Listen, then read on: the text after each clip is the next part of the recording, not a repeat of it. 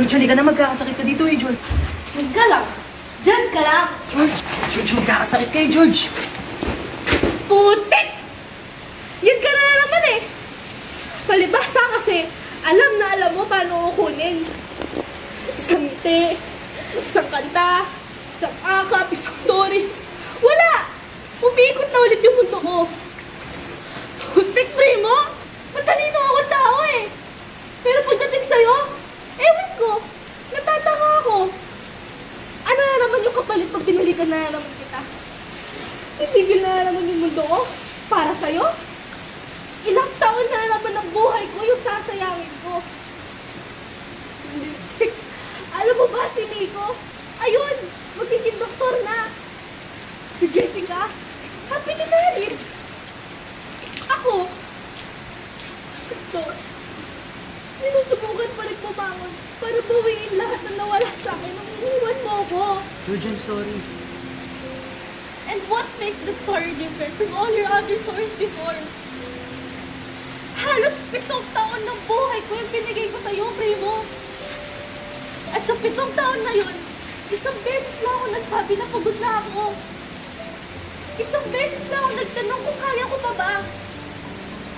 Isang beses lang ako nagkaroon ng lakas ng loob para sabihin kung ano talaga yung nararamdaman ko. Na nasasaktan na ako. Na nauubos na ako.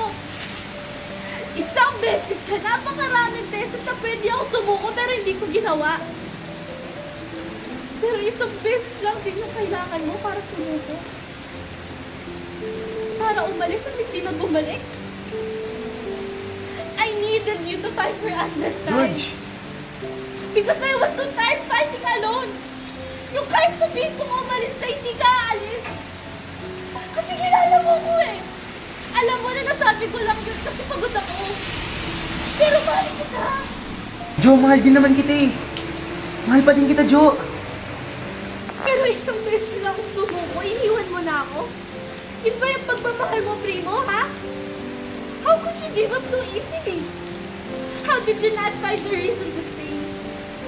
Hindi na ako papayag na ubusin mo ako.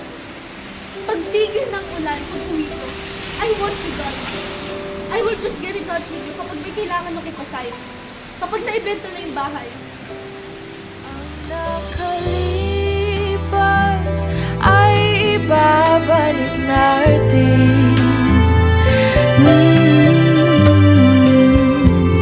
Ipapaalala ko sa'yo.